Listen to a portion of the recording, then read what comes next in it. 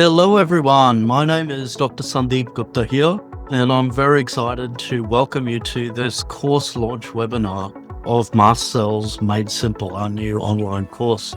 I'm very excited to have Dr. Olivia Lesslar with us today. How are you doing, Olivia? I'm good, thank you. I'm good. How are you?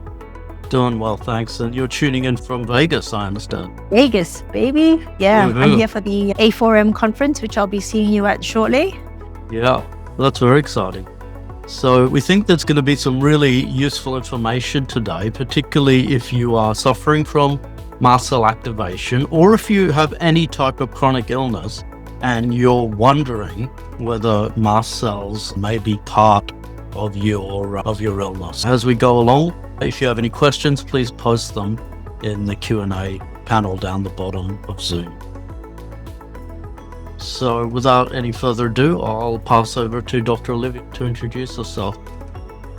Hi, everyone. It is nice to meet you, so to speak. My name is Dr. Olivia Lesslar, and I am an Australian medical practitioner.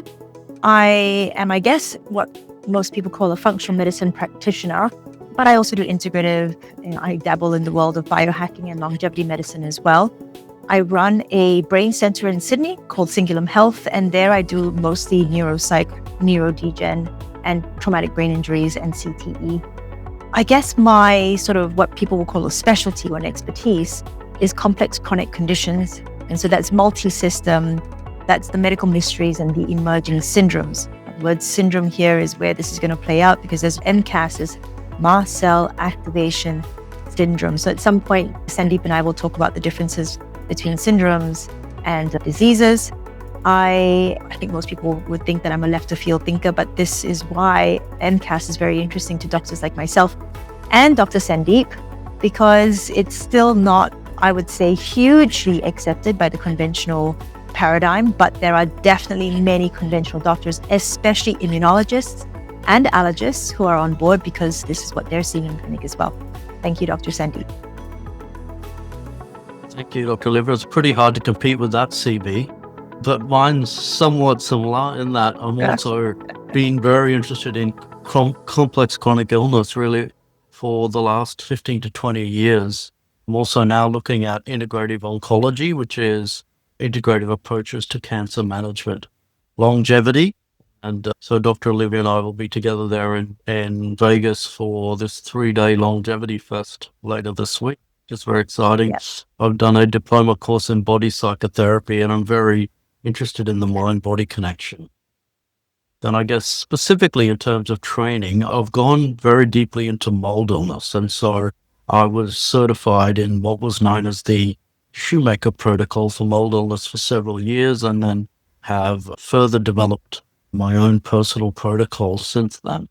I've also attended many of Dr. Larry Athran's mast cell training, and some people consider that he's the world expert in mast cell activation. Also done a Masters of Nutrition with Dr. Gabriel Cousins. So lots of different areas of medicine, I guess, that applies to both of us. Yeah. So maybe I'll do this one. So basically what we're going to be covering today is Mast Cell Activation Syndrome, not Master Cell Activation Syndrome, although I don't mind that as well. Master MCAS, I love it. Yeah, this is the Master MCAS guide, and how you can improve your health if you find that this is a major part of your health puzzle. So we'll be introducing the new online course, Mast Cells Made Simple, to assist those who are navigating these kind of disorders or are interested to know if they or a family member may have this or may have mast cells contributing to whatever diagnosis they may already have. Anything you'd like to add to that, Dr. Olivia? No, not at all. Sounds good. Okay, let's jump straight into this. Would you like to talk a little bit about what exactly mast cells are? Yeah. Actually, this is precisely the reason why you're an expert in mast cells, because you're an expert in mold illness. You cannot talk about mold illness, biotoxin illness. Heck, you can't talk about environmental illness without talking about mast cells. And here's why. Mast cells are a type of white blood cell. They're like a sentinel cell or a guardian cell that are stationed at all these different parts of your body, these guardian sites. And their job is to make sure that if there is a threat, now that threat does not have to be real, it can be perceived. Okay. And when I say perceived, what I mean by that is if you're next to someone and they eat something and you can't really see what it is, but you think it's a peanut, your system, if you have an allergy to peanut, is going to start preparing for the onslaught of this peanut allergen, and the mast cells are already going to get to work. And what the mast cells do is that depending on which guardian site they're at, whether it's your skin or your lungs or your gut, they're going to release these preformed chemicals inside. Histamine is the best known one. And the chemicals are going to elicit changes in the area that they are found in. So I think the sort of dominant idea of what mast cell activation can look like for most people is that they get lung issues, so tightening of the bronchioles. It almost looks like asthma. Or they can get flushing and itching of the skin, because itching is an evolutionary trait to get us to scratch off whatever may be trying to get in. So depending on where these mast cells are in your body that are getting activated by a particular threat, that's where you're going to have your symptoms. Now, there are a lot of things that will trigger a mast cell. As we said previously, it doesn't have to be a real threat. As long as it's perceived overtly by your system, it sees something or it thinks it sees something and it's going to get excited. Or it can be even just your thoughts that can trigger a reaction. And that's why we know when people are stressed out, that mast cell activation syndrome can be worse.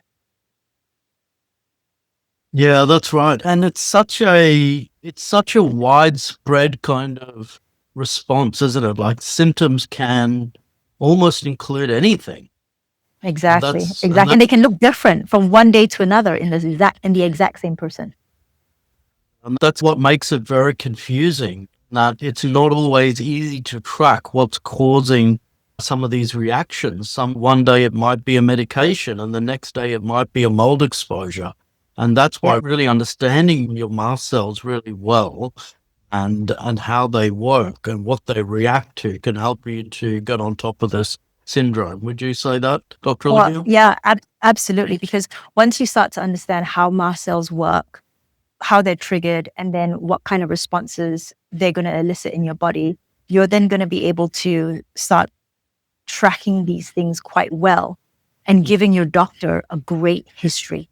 And that's where I think the diagnostic dilemma comes into play, because patients don't always tell the doctor everything the doctor needs to know, because patients don't know what is needed, right? And so sometimes they give a half history or irrelevant history. It's not their fault. They don't know what's relevant, what's not.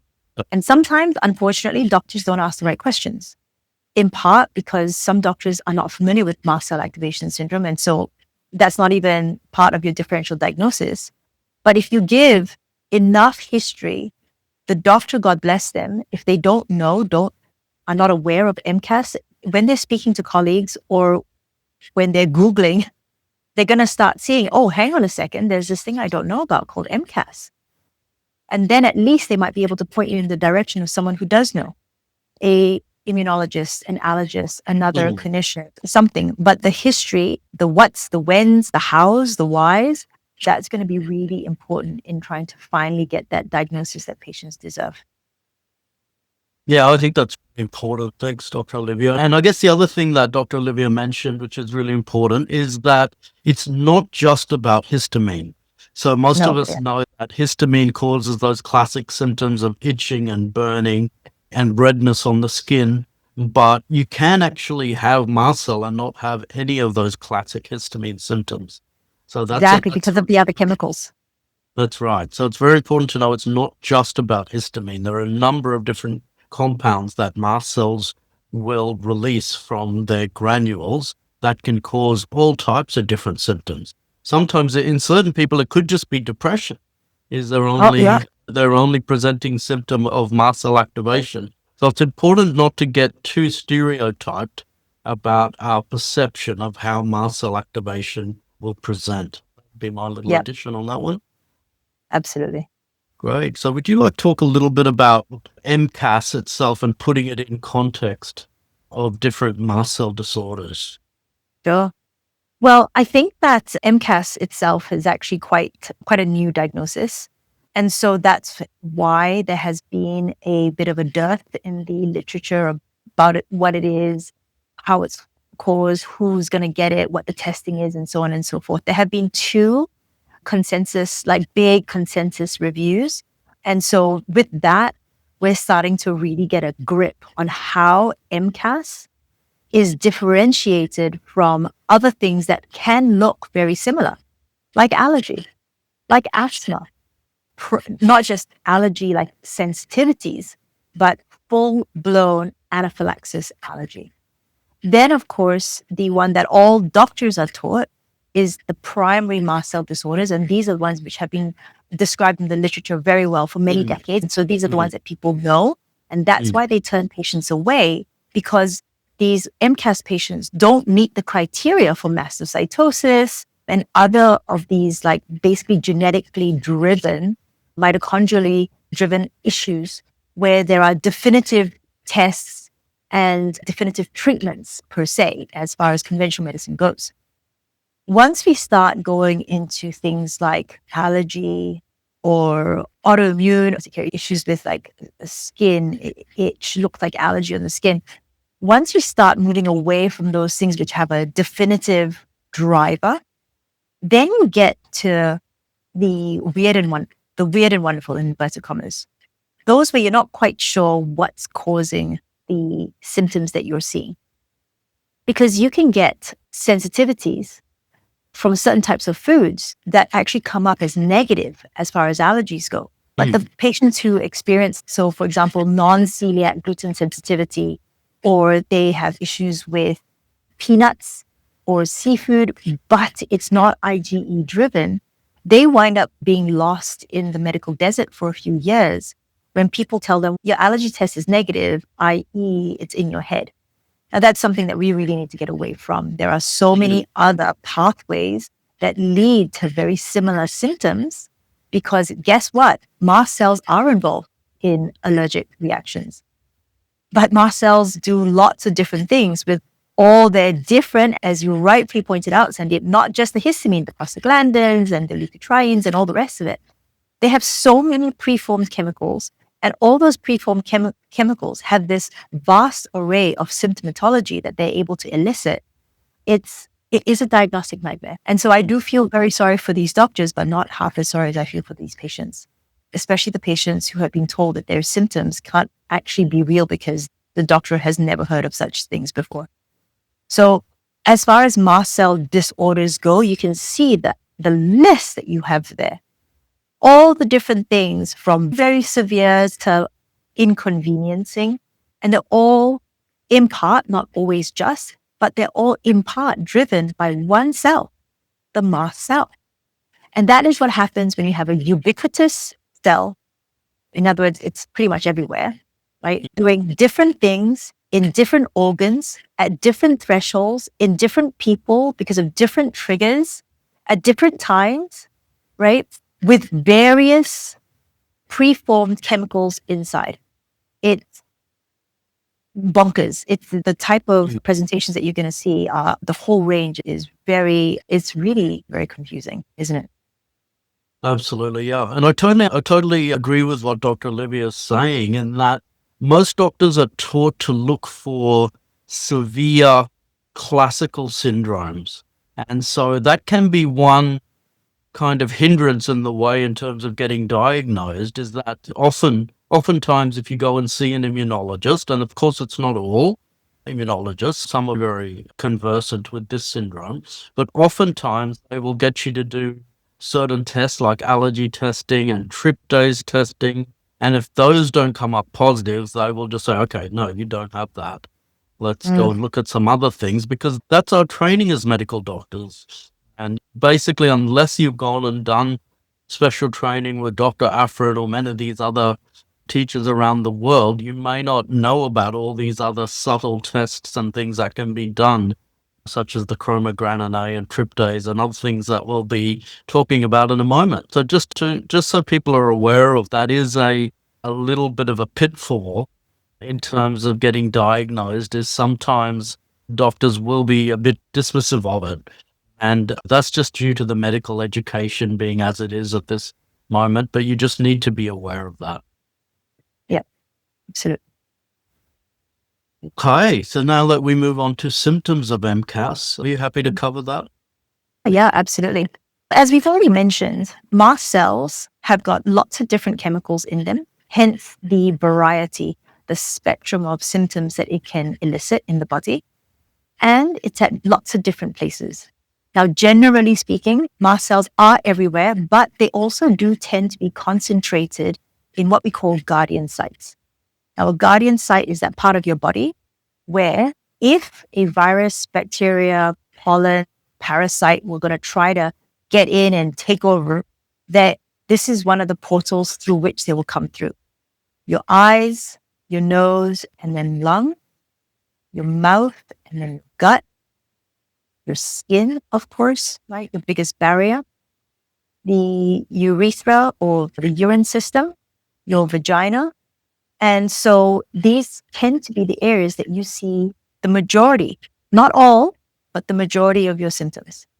So we can start with skin. You got that flushing, that redness, that itching, the heat, because there's more red cells, more blood brought to the area. And it's thanks to some of the, not just histamine, but also the prostaglandins and the leukotrienes, which are going to induce vasodilation and bringing more troops to the scene. That's why you get that heat. And of course, when you have lots of stretch to not just your blood vessels, but movement of the blood to the areas, that can also cause pain by stretching on the stretch fibers. In the cardiovascular system, you can get hypotension, so that's low blood pressure, or you can get high blood pressure. POTS tends to be one of the other syndromes, postural orthostatic tachycardia syndrome, which is very closely related to MCAS. So we see a lot of patients who have MCAS and POTS, not always, but it does happen. Head, you get your migraines and your headaches, brain fog, anxiety, depression, vertigo, and irritability. Now, what's going on there? Why are there such a range of these symptoms? And that's because, in part, it's the movement of blood moving away from the head, for example, or inflammation being spurned, and you get inflammation in the brain. And we're not talking full blown, okay? I think that one thing that medicine has really got wrong is that for us, it's yes or it's no, it's on or it's off. And that's not the case. It's a spectrum to a lot of things. So when you get inflammation in the brain, for example, or in the meninges, it doesn't have to be meningitis. It can just be a low grade, low inflammation. And you know what this is also called? It's called depression, when you've got low grade inflammation in the brain. Anxiety is a hypervigilance. So when your system is looking for threat, it's going to make you hypervigilant, which is what we call anxiety. And those migraines and headaches can be due to some of those preformed chemicals we're talking about that cause spasm of the blood vessels. And that can happen in the head too. The GI tract, as you can imagine, reflux is probably one of the biggest ones that I see, and anything related to the reflux. So that's going to be your cramping and your pain and your nausea. And it's because if something were hitching a ride in your food or your water to get into your system, it's going to get through your mouth, of course, then your gullet. But the first protocol is your stomach. And that is where we, generally speaking, should have a very acidic environment. And that acidic environment is meant to actually kill whatever it is that's trying to get through in the first place. The rise of people who are taking anti-reflux medication, dampening this evolutionary response to protect you, is on the rise. And so, of course, we're seeing more and more issues because of that.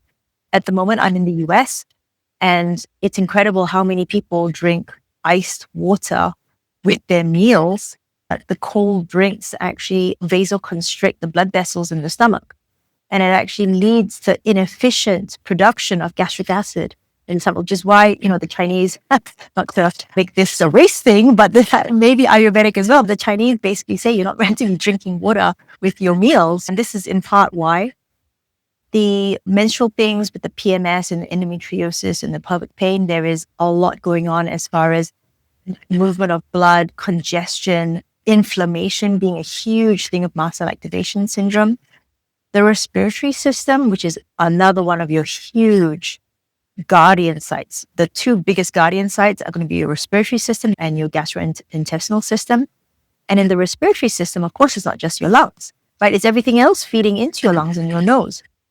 Your mouth, of course, your gastrointestinal tract. But one of the things that we see in allergies, for example, seasonal allergies is a really good way to show what mast cells do. They're going to elicit these changes, which are meant to stop whatever they think is coming into your system. So that nasal congestion is to stop things going further into your lungs. The runny nose is meant to create a fluid to trap. Let's call it a pollen. Let's call it a virus. The sneezing, the coughing, that's meant to expel said pathogen. The mucus as well is also meant to trap the said pathogen. And so you can start to see that a lot of these symptoms that patients are experiencing is evolutionary ways for your body to try and protect you. The kind of wheezing is bronchoconstriction to prevent whatever it is that's getting in to get in any deeper into your lungs. And of course, you'll find that generally speaking, because your system is a lot more twitchy, it's looking for threats, it's trying to protect you, you're going to have more issues with certain types of foods, medications, negative emotions, and so on and so forth.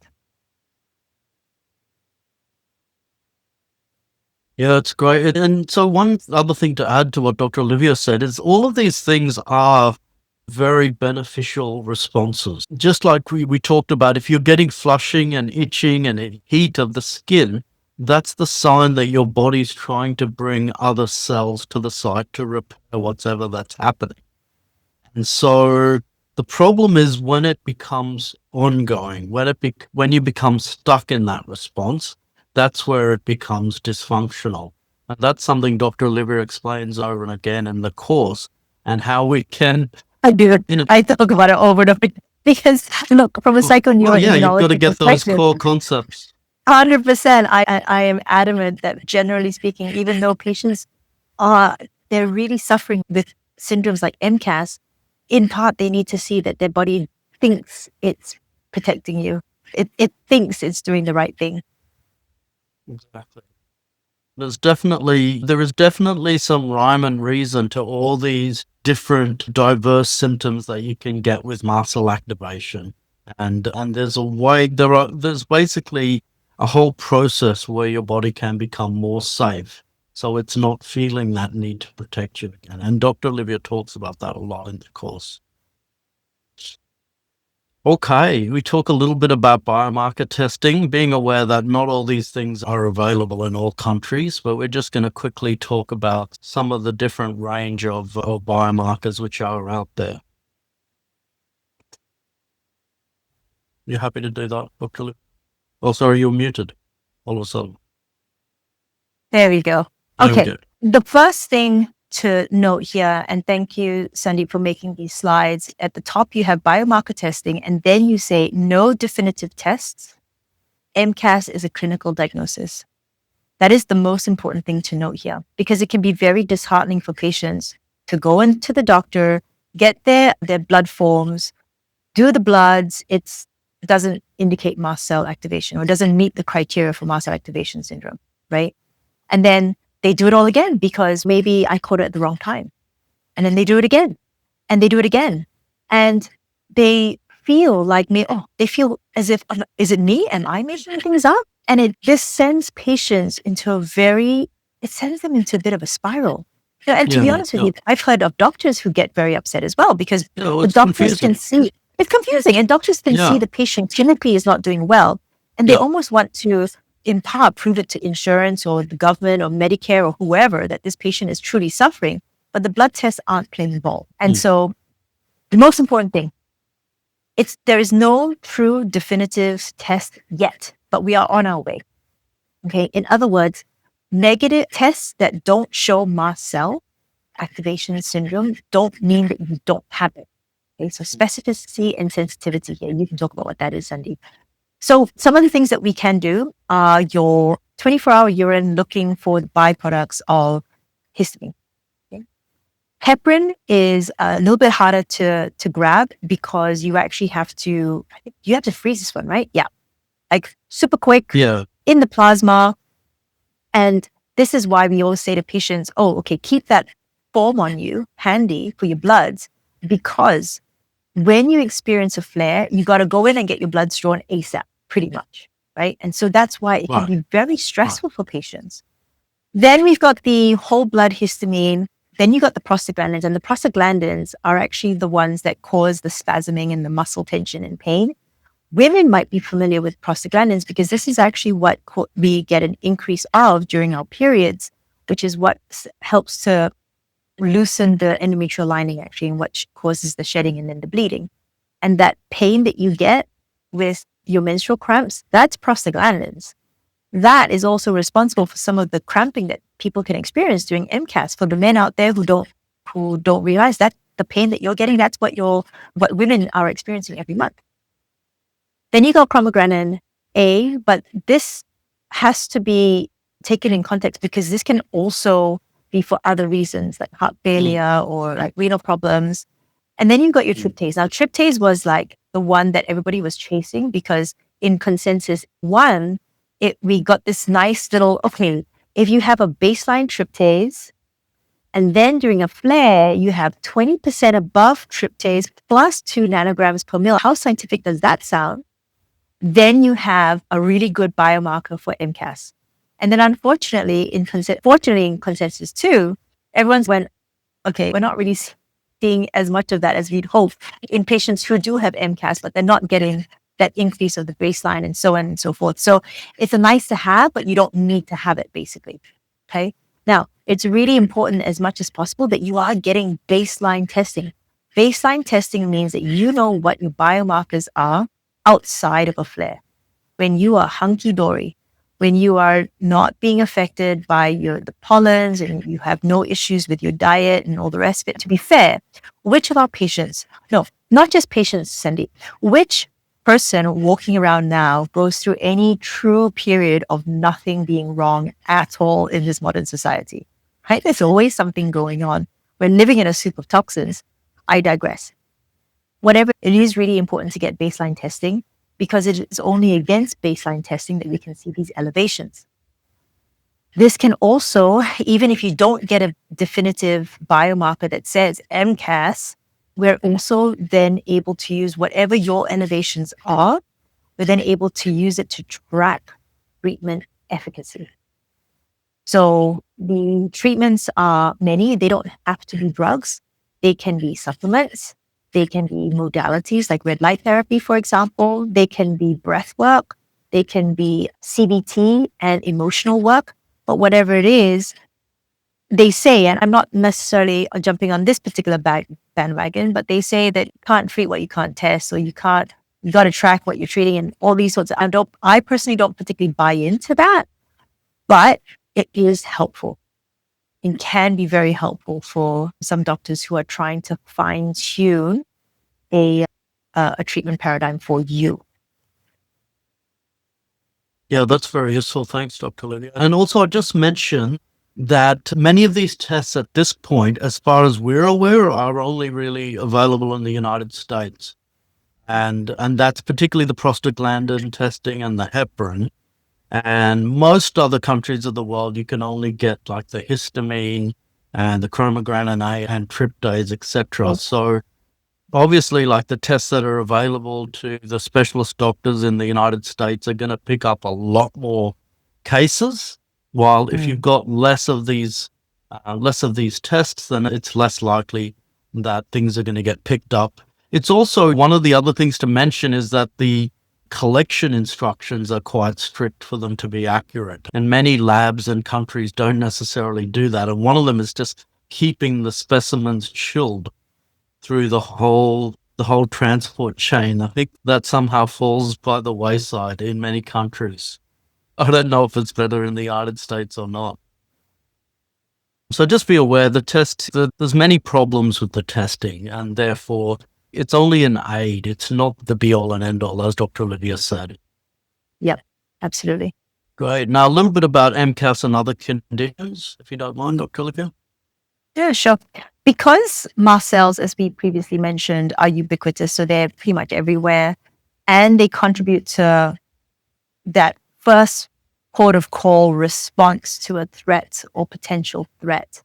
That also means that mast cells are degranulating, they're releasing those preformed chemicals in lots of different scenarios.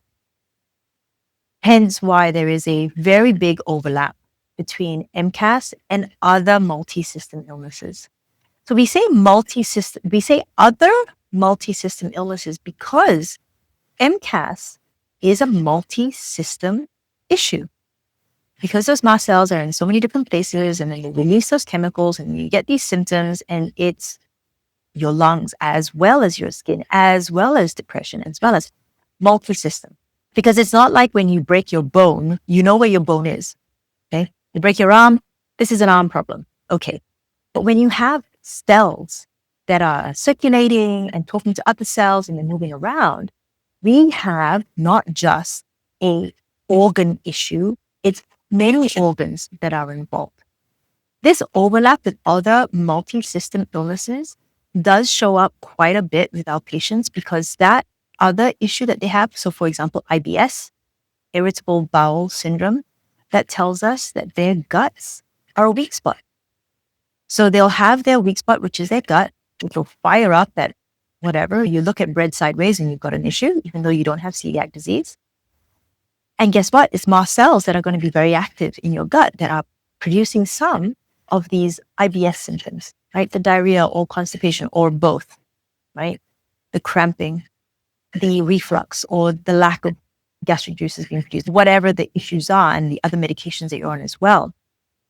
But because mast cells are being activated, you'll actually find that the mast cells are also talking to other organs saying, hey, we've got a problem in IL-4 in gastro.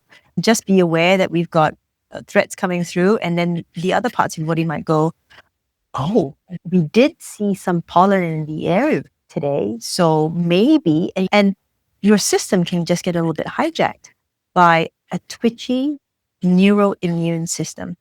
So neuro-immune is your nervous system speaking to your immune system system speaking to your nervous system.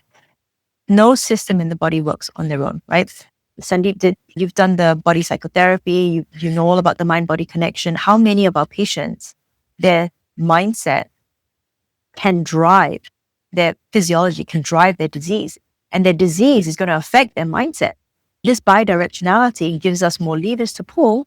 We know that if we want to help someone get on top of their MCAS, to get on top of their allergies, to get on top of their asthma or whatever, their mindset is going to be something that we have to work on as well. Because if patients believe that whatever they have is fated due to genetics or whatever it is, they'll continue to go down this road. For sure. We have to have as many levers as we can to pull on to arrest the syndrome or disease process. So going down this list, okay, allergies make sense, asthma makes sense, autism. I'll leave this one to you, Sandeep. There is definitely something to be said about the fact that there is increased inflammation in many of the autism spectrum disorders. Yeah. Autoimmune, of course, right? You're dealing with inflammation. The system needs you to slow down. And it uses the thyroid as one of its vehicles to make you slow down. That's in Hashimoto's. Celiac disease, that's pretty obvious. ME/CFS, so that's your chronic fatigue syndromes and fibromyalgias. At the end of the day, we've got so many of these wonderful, beautiful, pretty labels to put in all these patients, but what does it actually fundamentally mean? I said in the beginning that we're going to talk about the differences between a syndrome and a disease. Sandeep, I'm going to do that right now, okay? Essentially, it's this. A disease is something that we know what the drivers are. We know, well, we're taught in medical school what the drivers are, how to test for them, and then the treatments to get rid of that particular driver. And if there's no treatment, then whatever it is, we're still able to put a label on it and then get the insurance money or whatever it is done in conventional medicine. So that is a disease, right? So for example, we know that in an Alzheimer's disease, that's driven by, say, amyloid plaque, right? We know that is a hindering how the brain transmits electrical signals. Now, what drives that amyloid plaque? Now, that's to be investigated by your doctor because there are lots of different reasons why that happens. But see how we know, particularly, there's genes that are going to predispose you to that. We know about the amyloid and so on and so forth, right? A syndrome is where you have a collection of symptoms that happen together, but we're not entirely sure about the drivers of that particular syndrome. So in an MCAS, yes, your mast cells are being degranulated, your mast cells are releasing those preformed chemicals, but what causes them to do that is not necessarily well defined. For some people, it's mold. For some people, it's exercise. For some people, it's the cold. And for some people, there doesn't seem to be any reason at all.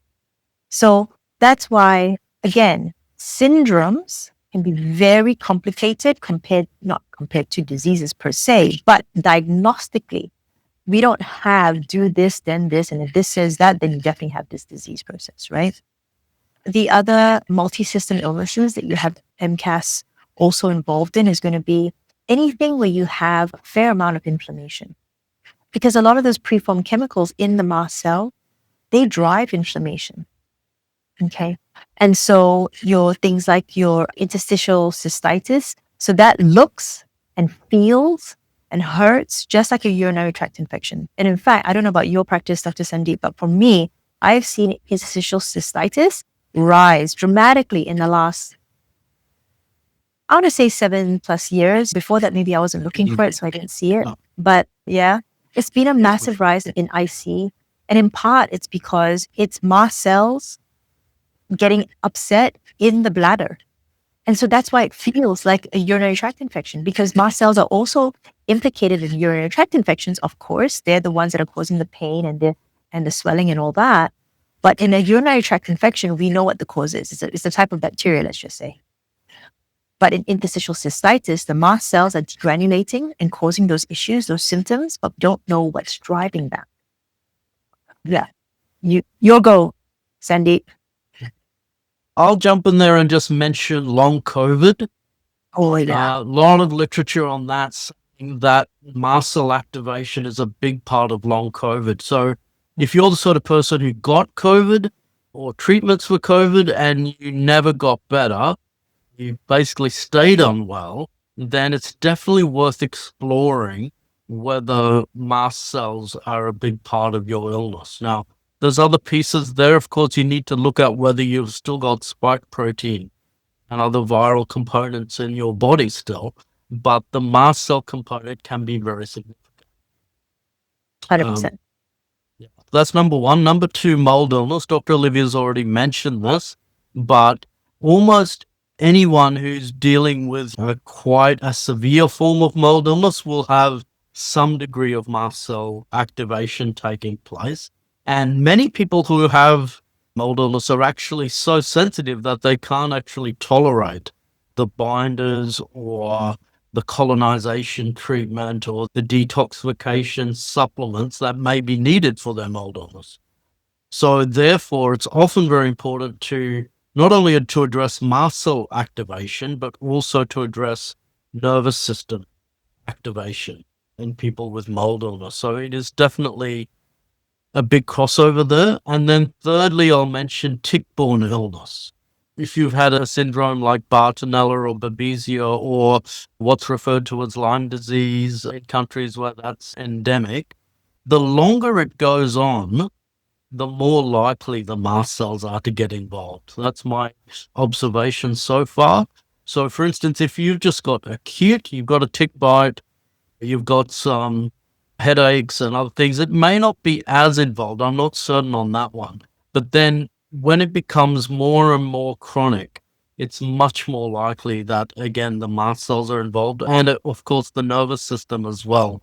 So I'll throw that point in there as well, that nervous system dysregulation and mast cell activation are often basically triggering one another. They're becoming a vicious cycle, and that can be a loop. So Ashok Gupta, the other Gupta from London, talks about the limbic loop many people with chronic illness are stuck in. And that limbic loop also includes the mast cells. So that's also something we talk about to some degree in the course. So this is I guess the slide you've all been waiting for. You knew there was a plug coming up here. This is, after all, our course launch. So just to mention a little bit more about Mast Cells Made Simple. Dr. Olivia has done a really good job of just breaking down this syndrome and helping you to understand, why do you have this syndrome? What are the different symptoms of it? What are the ways of diagnosing it? What are the ways of treatment and getting over this? So there's 18 video lectures with slides. And so you can watch those at your own leisure. So it's not a live course, it's an on-demand course.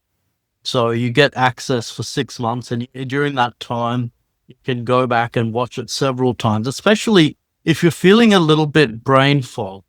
It can be that you may not find it's as easy to take information in as it is at other times of your life. Therefore, sometimes you might need to just take little bite-sized chunks at a time and go through it at your own pace, nicely and slowly, and that's totally fine.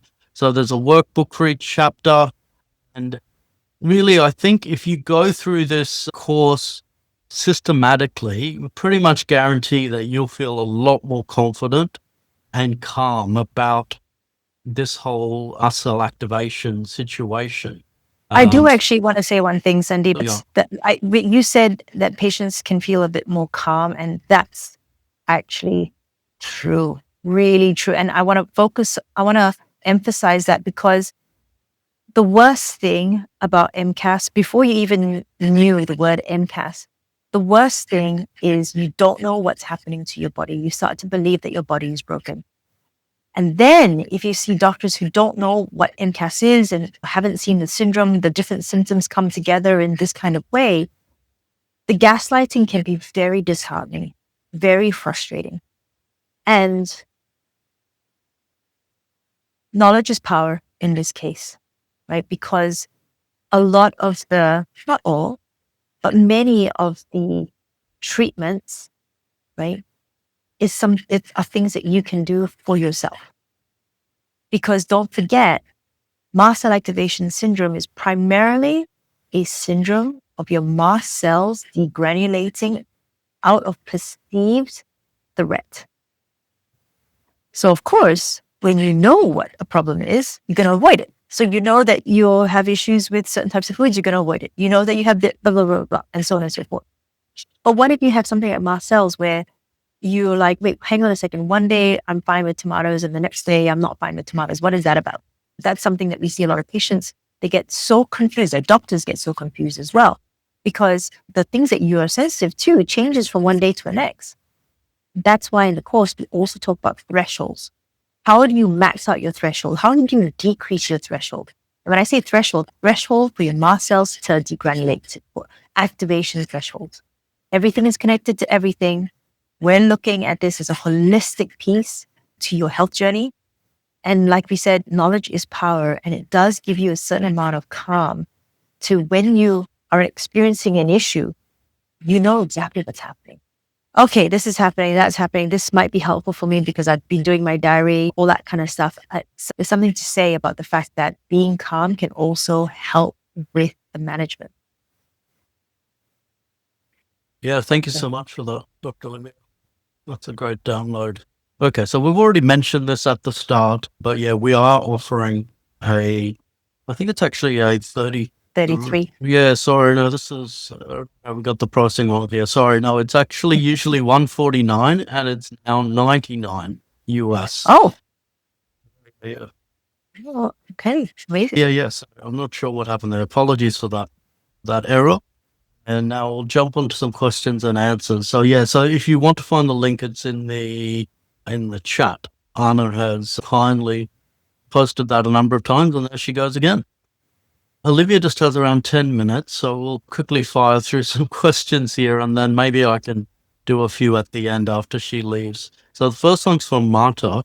What is the connection between MCAS and periodic skin rash about once a month? We have investigated all other possible causes. Nothing makes sense. So I don't know about your experience, Sandeep, but I have definitely seen these mysterious skin rashes coming and going due to parasites. But Yep. Yeah, parasites or mold, but something like that. That, and also if they, I don't want to get a little bit too Chinese medicine here, but if they tend to form along in certain areas, you then have to check mast cell. You can Google this. You want to check the dermatome that it's in. A dermatome is a particular area that's fed by a particular nerve, okay? Or you want to see if it correlates with like a meridian, right, which is actually just a Chinese way of talking about how certain parts of the body are connected to other parts of the body by very close fascia.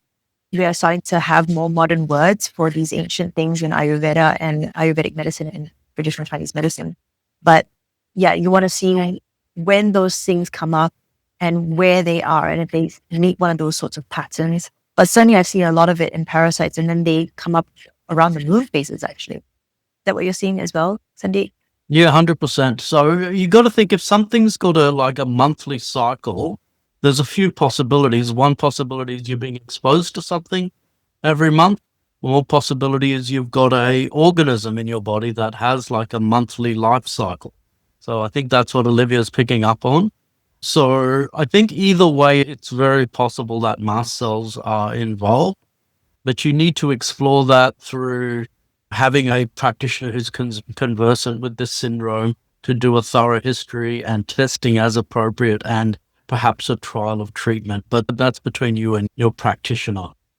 Anonymous attendee says, is there a reason infection isn't listed as causative? Because it's inflammation, because I guess they're saying, isn't inflammation caused by infection?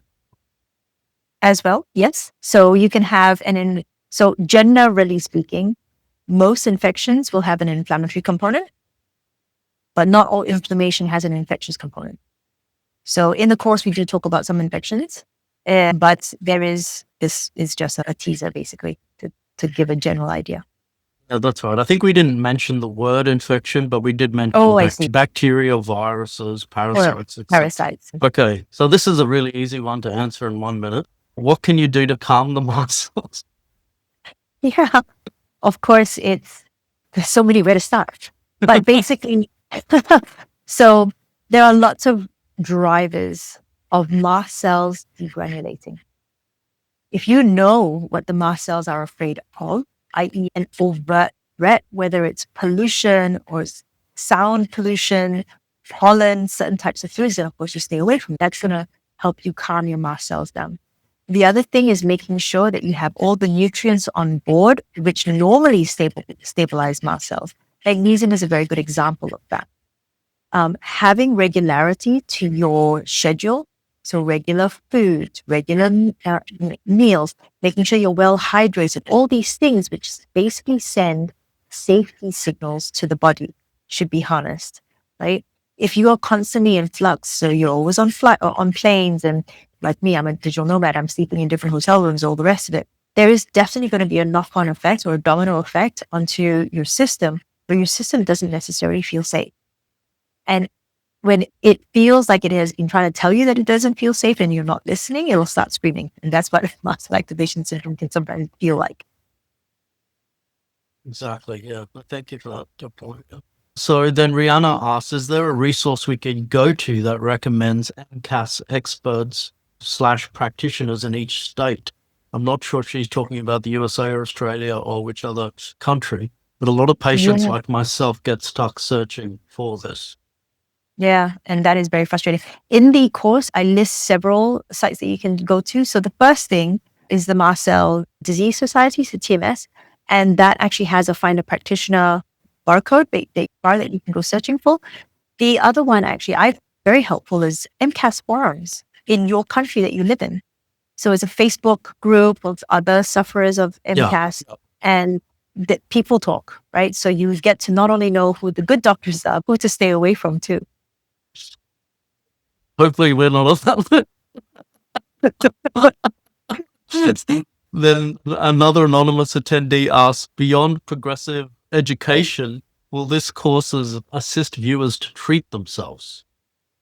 Yes, I absolutely think so. So I am one of those doctors that really does prefer, I actually can't remember the last time I wrote a pharmaceutical script. Right. So I'm very much the kind of doctor who says to patients, look, if every doctor fell off the face of the planet tomorrow, like you, when it comes to MCAS and these other complex conditions I deal with, you can probably still heal, right? Because there is so much that's in our hands, whether it's our lifestyles or the supplements that we can take, the mindsets or emotions. Now, a lot of people don't pay too much heed to these things because it feels a little bit soft. But even if each of these things only gave you back 5%, and a drug would give you back 50, let's just say, even if these things only gave you back 5% of your quality of life, that's 5 plus 5. And before you know it, you've got back 30% of your life without even seeing a doctor. So there's a lot in there for people to sort themselves out. Yeah. But in general, it would also be recommended that they work with a practitioner Of who's course. conversant, if possible, 100%. right? Yeah. Yeah. So there's 100%. definitely things you can do to help yourself, but we're not saying do the whole thing by yourself. Ideally. Yeah, sorry. I guess you can try. There's nothing stopping you from just trying to work it out and doing all your own things.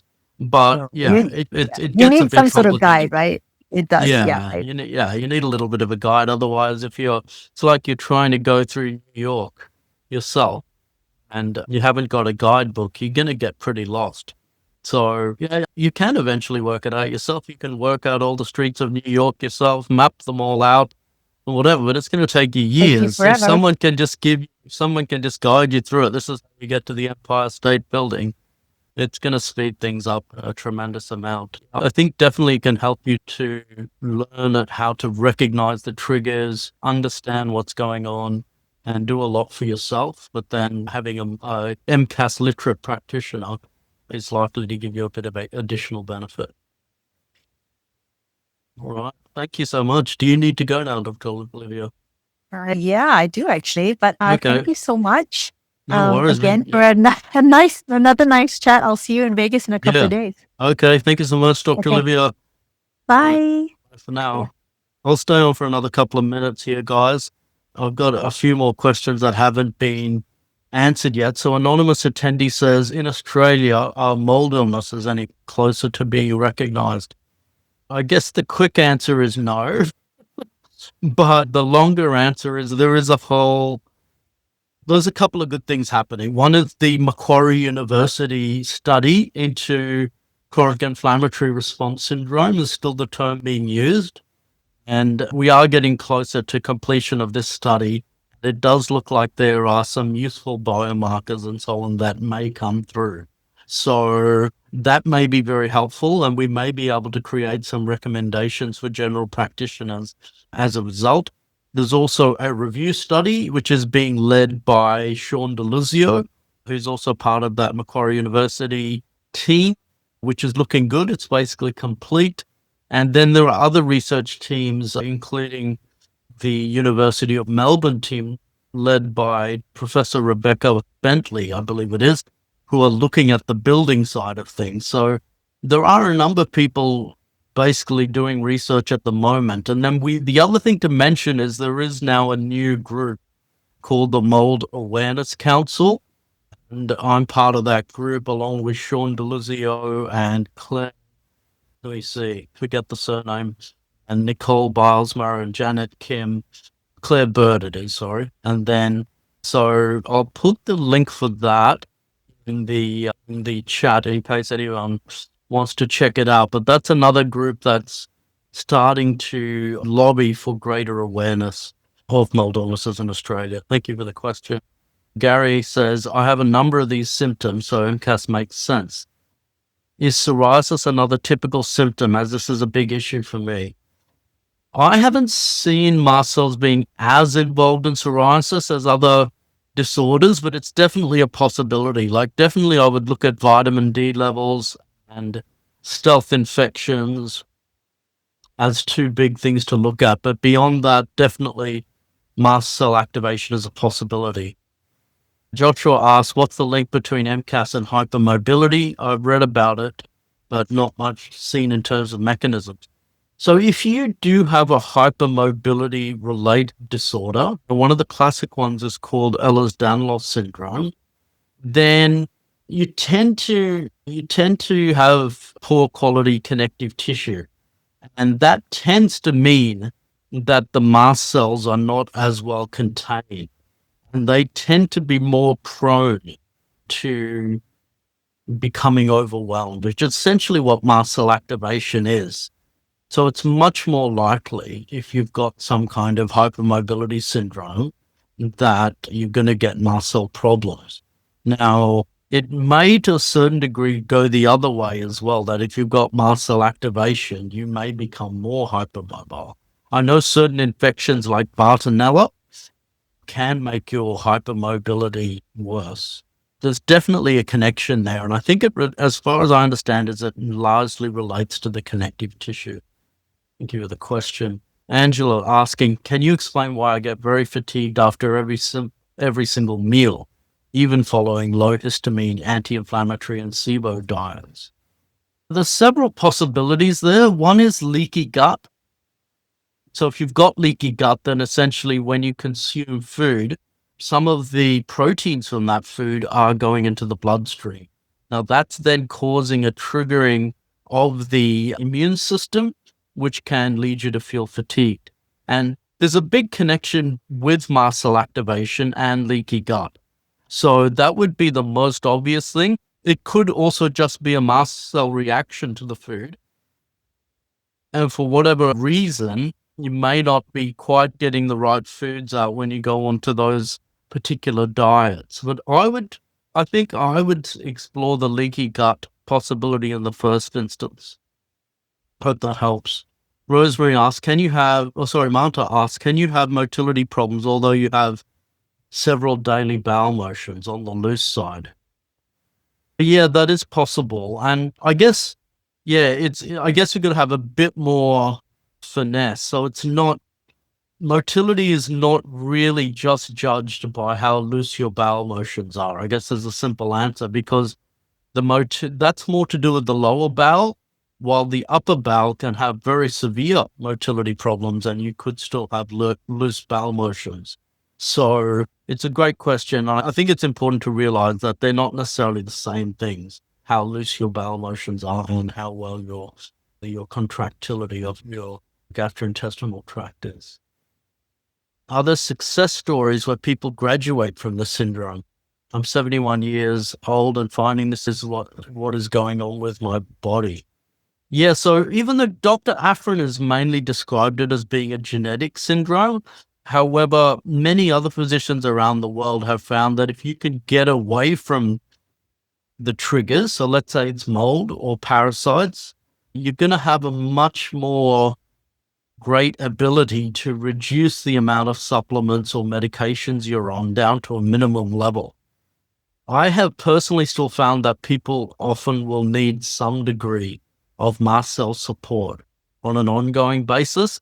But if you also do everything else, like you do the nervous system retraining and you do the hormone work and so on, people who come to our clinic do a lot of work with the health coaches, Anna and Jackie.